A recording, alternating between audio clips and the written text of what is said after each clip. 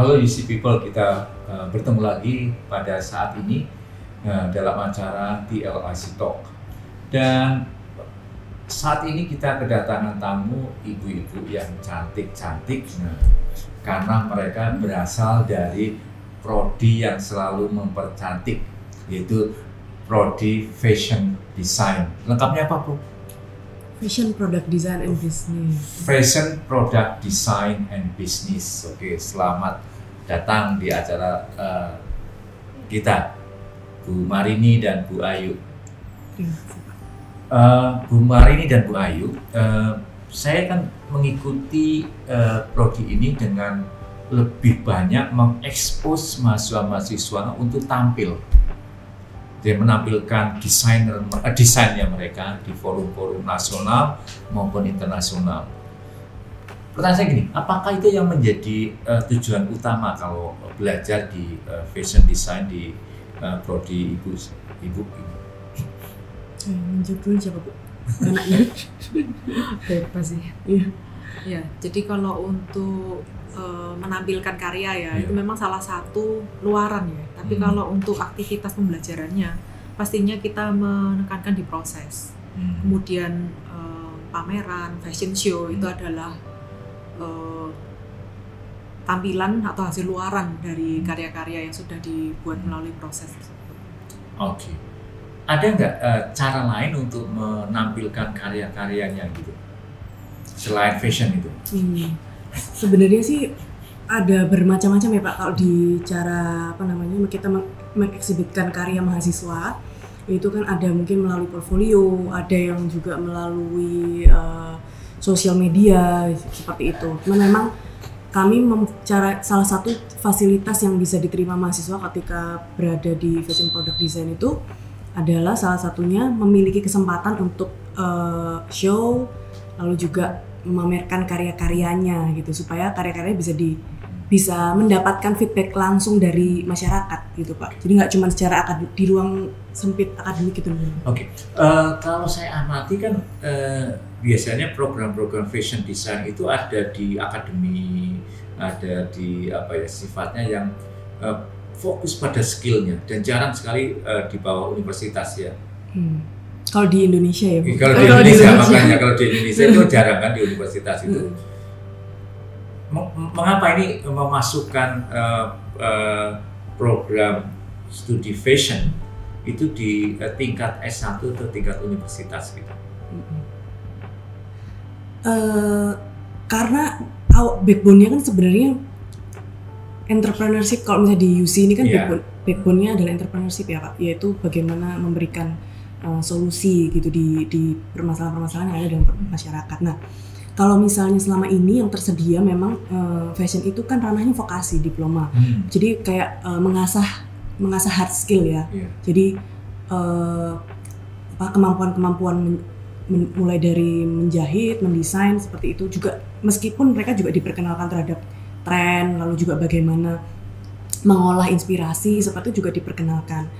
Akan tetapi kalau misalnya di tingkat S1 itu kan memang lebih banyak kayak semacam critical thinking-nya itu dilatih, lalu juga bagaimana mereka itu punya sense, terutama apalagi kalau entrepreneurship ya Pak ya, sense untuk melihat peluang, lalu bagaimana mengolah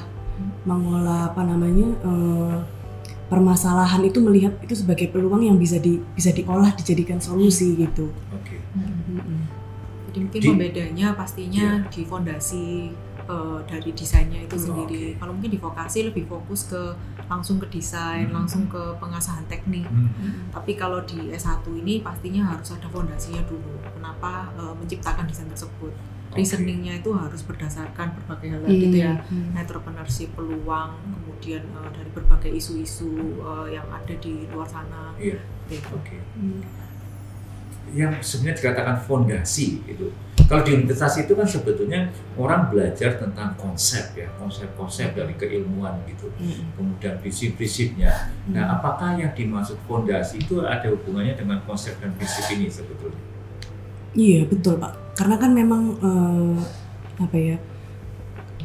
kalau misalnya di kami itu kan kita mengolah proses perancangannya itu kan sendiri ya. Kita punya buku panduan perancangan itu kita olah, ada warna dari entrepreneurship Universitas Ciputra. Jadi di fashion product design ini, kalau misalnya biasanya itu kan kebanyakan ya mostly itu kan art base ya Bu ya. Jadi penciptaannya, creationnya itu kalau fashion itu berbasis itu. Kalau misalnya di kita kan karena entrepreneurship biasanya berbasis value proposition ya Pak ya. Yeah. Jadi kita melihat adanya nilai gitu yang kira-kira bisa dikembangkan dalam melalui produk fashion gitu. Itu. Nah, jadi lebih ke design base juga ya. Iya, betul. Jadi dan itu juga akhirnya kan proses pengkonsepan itu jadi lebih berat ya. Jadi kayak kita menitik beratkannya itu justru pada nilai-nilai itu, mencari nilai, menciptakan nilai itu Pak yang menjadi titik beratnya gitu. Dan kami juga mentitik beratkan pastinya apakah ada market yang membutuhkan desain tersebut, sehingga apa yang diciptakan itu relevan dengan apa yang dibutuhkan oleh masyarakat. Jadi tidak hanya menciptakan sesuatu yang indah, yang kemudian nanti mungkin menjadi pajangan saja gitu, atau tidak bisa dikenakan atau tidak miliki market gitu. Tapi di kami titik beratnya adalah ada penggunanya itu tadi. Ada penggunanya dan dibeli oleh pengguna. Ya betul. Karena kalau entrepreneurship hanya menciptakan tapi tidak ada monetary value-nya itu juga akhirnya kan sia-sia dan tidak bisa sustainable secara bisnis. Iya. Baik, ini kan Universitas Ciputra itu sedang getol-getolnya ya, mengubah kurikulum gitu. Jadi membentuk suatu kurikulum baru karena ada perkembangan baru. Kalau di kondisi di fashion itu sendiri seperti apa nantinya kurikulum yang baru ini? Ya pastinya kan secara kurikulum, secara universitas ya kita kan diminta untuk mengakomodir program MPKM. Tapi di luar itu juga pastinya kita menitik beratkan ke rancangan kurikulum yang mempersiapkan mahasiswa itu supaya lebih ready untuk workforce, untuk ketika mereka terjun di industri nanti apa yang mereka pelajari, kemudian skill dan knowledge-nya itu memang sesuatu yang memang diperlukan oleh industri. Mungkin itu titik beratnya. Iya, dan juga gini Pak Sunu, kalau misalnya sebenarnya sih dari awal ya meskipun belum adanya Merdeka Belajar Kampus Merdeka itu kan di kita itu kan sudah ada mulai personalisasi, customisasi seperti itu ya Pak ya. Jadi di masing-masing individu itu digali potensi dirinya, jadi supaya mereka tuh bisa mengeluarkan best version of themselves gitu di Universitas Ciputra ini. Nah, karena adanya MBKM ini justru semakin memperkuat kita bisa mengcustom untuk kurikulumnya gitu. Jadi sebenarnya selain selain tadi membentuk kita memfasilitasi kesempatan untuk mereka siap terjun ke industri, tapi juga sebenarnya yang paling penting itu adalah bagaimana mereka itu menjadi individu yang mengenal potensi diri, bisa memilih menu ketika menu belajar yang mereka butuhkan, dan akhirnya itu yang menjadi bekal mereka itu untuk bisa misalnya di perkembangan zaman yang serba tidak pasti sekarang ini mereka bisa survive gitu. Dan meng-create value tentunya. Dan meng-create value, betul. Di bidang fashion ya. Di bidang fashion, iya. Jadi sebetulnya kurikulum ini akan menitik beratkan pada proses fasilitasi setiap individu ya. Betul. Dengan segala potensinya di bidang fashion itu. Betul. Okay. Nah kalau begitu sebetulnya apa yang dituntut dari mahasiswa dengan adanya kurikulum seperti ini? Jadi memang antara dosen dan mahasiswa ini harus berkolaborasi ya Bu ya. Jadi memang kalau dulu itu kan kayaknya dosen itu jadi sumber ilmu, sumber ilmu, mahasiswa menerima gitu ya Pak secara pasif. Nah ini kalau misalnya di kurikulum yang baru ini ditambah didukung dengan adanya MBKM, itu mahasiswa harus mengenal dirinya dulu. Jadi mereka tahu apa sih yang dibutuhkan, potensi dirinya itu di mana.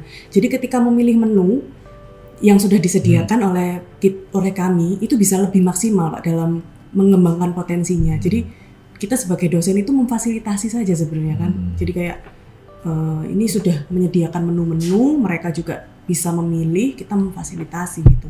Oke. Nah kalau begitu sebenarnya keberhasilan ya. Kalau selesai 4 tahun gitu belajar di prodi ini, kira-kira keberhasilan seperti apa yang yang akan dimiliki oleh mahasiswa dengan menu-menu tadi ya. Artinya gini, mahasiswa seperti apa yang dikatakan berhasil nantinya? Mahasiswa yang ini ya, yang menemukan best version of themselves-nya tadi itu, mereka yang bisa dengan baik mengenali apa yang menjadi minat dan bakatnya, kemudian berhasil mengeksplor dan mengembangkan minat bakat itu, kemudian banyak mengeksplorasi juga di luar bidang studinya. Justru malah BKM ini kan mahasiswa juga didorong untuk mengeksplor ilmu-ilmu yang di luar fashion yang bisa mendukung desain fashionnya itu tadi. Jadi sebetulnya interdisipliner menjadi sangat penting ya untuk fashion ini. Sangat penting. Karena kalau zaman sekarang ini kan kalau kita tidak kolaborasi itu hasilnya tidak akan maksimal. Tidak harus kita itu semua ilmu itu didalami, tapi kita juga harus tahu. Jadi di desain fashion sendiri itu faktor pendukungnya itu kan banyak, tidak hanya desain fashion, tapi juga ada mungkin kalau di ini sosial, kemudian ada berbagai ini ya ilmu disiplin, teknologi, kemudian psikologi itu sangat penting juga untuk menciptakan rancangan desain fashion. Jadi mau nggak mau ya memang tuntutan zamannya sekarang seperti itu ya Pak ya. Jadi mereka mesti bisa mencoba melihat dari berbagai macam perspektif gitu, nggak hanya dari sudut pandang keilmuan keilmuan, tapi bagaimana mereka juga bisa melihat dari sudut pandang yang lain begitu, supaya hasil desainnya itu juga menjadi kaya. Karena kan menciptakan nilai itu ya berarti harus mempelajari berbagai macam sudut pandang gitu ya Pak ya. Jadi wawasan ilmu itu tidak lagi singular gitu ya. Kalau kita belajarnya desain fashion, taunya cuma desain fashion, itu sudah nggak bisa seperti itu lagi. Bisa desain fashion harus bisa macam-macam hal, mungkin bisnis, ya, teknologi, kemudian sosiologi, psikologi, dan lain-lain itu tadi. Dan ini kan begini, kalau saya mendengar ini kan sebenarnya belajar itu menjadi semakin kompleks ya. Bukan penguasaan pada ilmunya satu ilmu itu sendiri, tapi bagaimana mengaitkan berbagai tadi Bu Ayu itu sudut pandang dari berbagai ilmu menjadi satu dan dikemas menjadi sebuah hasil produk desain gitu ya. Yang menarik gitu. Nah itu ada nggak sih konsekuensi tentang cara belajarnya? Menuntut cara belajar tertentu sehingga dia akan berhasil untuk seperti itu. Nah, ini di sini juga peran dosen itu jadi penting ya, Pak. Karena sekarang tuh kita yang tadi sudah bukan sumber ilmu, tapi selain fasilitator, kita juga kurator. Karena kita mesti memilih gitu kan, memilih kira-kira mana yang esensial yang bisa kita berikan ke mahasiswa, termasuk juga menjadi mentor gitu. Jadi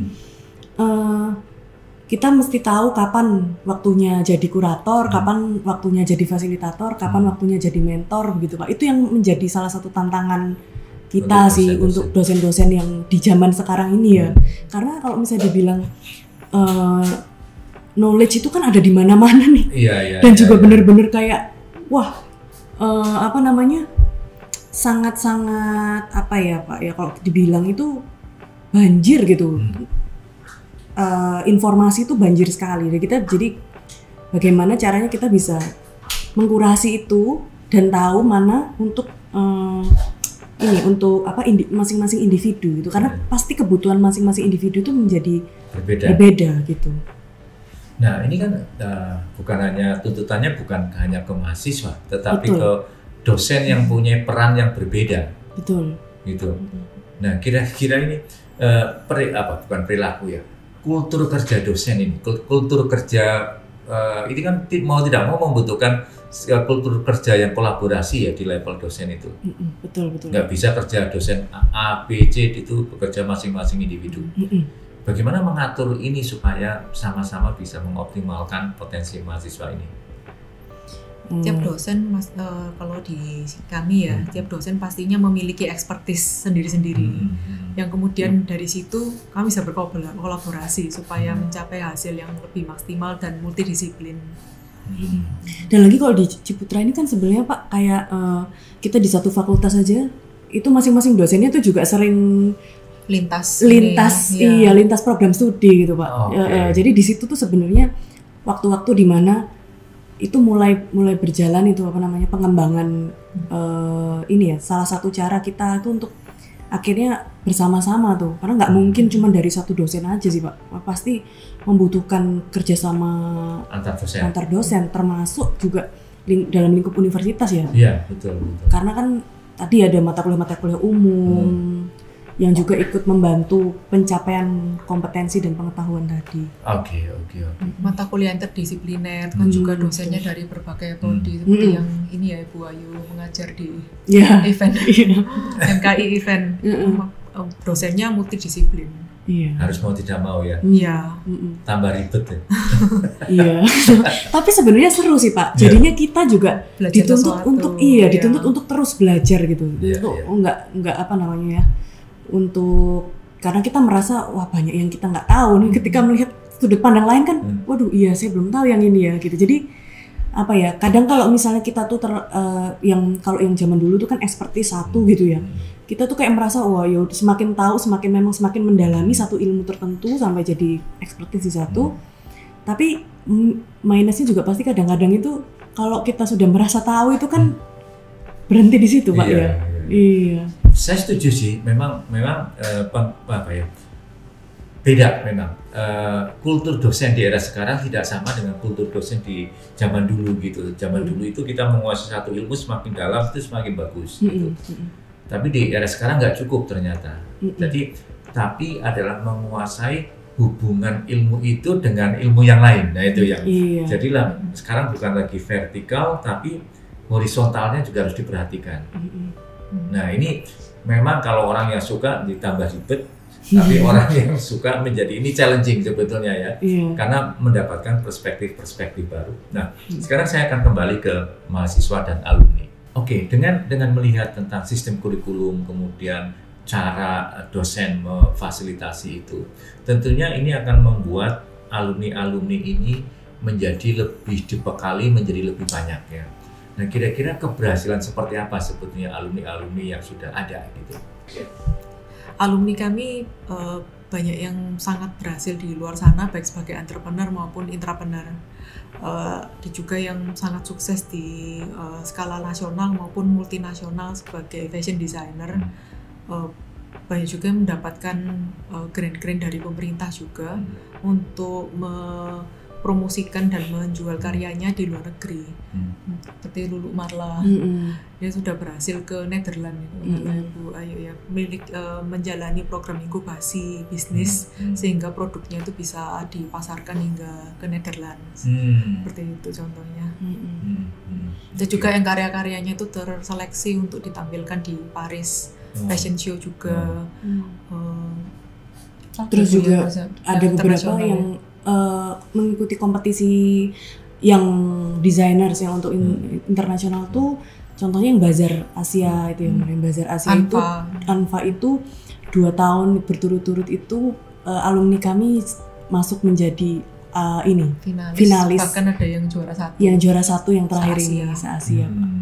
Oke. Nah, saya ada suatu pertanyaan menggelitik gitu ya. Sebetulnya kalau sebagai dosen ini, itu akan bangga kalau alumninya seperti apa? Kalau saya pribadi ya Pak sebagai dosen itu memang tadi pencapaian seperti mereka berhasil di dunia kerja, lalu juga mendapatkan award, mendapatkan juara gitu tapi saya akan bangga itu kalau ketika mereka tuh bisa menghasilkan karya yang memiliki dampak gitu. Jadi kayak misalnya dan tidak hanya sukses secara ini ya, tapi juga being gitu, menjadi mempunyai karakteristik gitu, dan juga mereka tuh punya visi. Jadi kayak tadi bisa menemukan dirinya, dan bisa terus berkembang. Biasanya kalau misalnya orang sudah menemukan dirinya, sudah tahu gitu apa yang dia ingin lakukan dan apa yang dicapai, itu biasanya panjang Pak. Karena kan kalau misalnya untuk dibilang sukses itu kan relatif ya. Tapi Dan juga untuk kami juga menyadari untuk menjadi expert itu pasti takes time, pasti membutuhkan waktu gitu untuk mereka tuh bisa sampai di level-level expertise tertentu gitu. Jadi selama mereka itu sudah menemukan passion, sudah menemukan minatnya, sudah tahu siapa dirinya, mengenali dirinya, tak punya pace dalam mengembangkan diri, itu sih kalau saya pribadi boleh nggak saya menggunakan kata identitas, menemukan identitasnya? Bisa sih ya, bisa. Oke. 3, 2, 1, action. Kalau menurut saya alumni yang berhasil itu adalah alumni yang memiliki karir di bidang fashion yang sustainable. Pastinya kalau menjadi entrepreneur yang memiliki sustainable business. Kemudian kalau menjadi intrapreneur pun memiliki karir yang terus meningkat di industri yang dijalani. Jadi intinya bisa tidak hanya menghidupi diri sendiri, tapi juga bisa akhirnya memberi mata pencaharian ya ke future fashion designers, mungkin adik-adik kelasnya. Karena ada alumni sebenarnya yang mungkin sudah lulus di tahun 2017 yang cukup sukses. Jadi bisnisnya yang dari setelah lulus, bisnis yang dikelola sejak kuliah yang menjadi final project-nya itu kemudian dikembangkan terus setelah lulus hingga sampai saat ini, yang kemudian akhirnya bisa memberi mata pencaharian ke adik-adik kelasnya, ke alumni-alumni berikutnya. Itu yang menurut saya sukses itu seperti itu. Oke. Berdampak ya. Betul. Berdampak buat orang-orang yang senang dengan fashionnya. Gitu. Oke. Bisa menginspirasi juga ya, menginspirasi calon-calon lulusan atau bahkan lulusan yang berikut-berikutnya. Oke. Baik. UC People, inilah menjadi keunikan di fashion di Universitas Ciputra. Jadi mahasiswa atau Anda akan dilatih untuk menemukan diri Anda, terutama menemukan identitas Anda yang akan dikembangkan terus-menerus dalam bentuk karya-karya desain, dan ini menjadi sebuah ciri yang utama. Anda akan dituntut menjadi orang yang kreatif, orang yang sangat terus berkembang di dalam menghasilkan produk-produk fashion, sehingga karya-karya Anda akan diekspos di level bukan hanya nasional tapi level internasional. Dan ini identitas Anda akan tercermin menjadi sebuah karya yang mendunia. Inilah sebuah program studi fashion design di Universitas Ciputra. Saya Dwi Sunu dari Teaching Learning Innovation Center. Salam entrepreneur.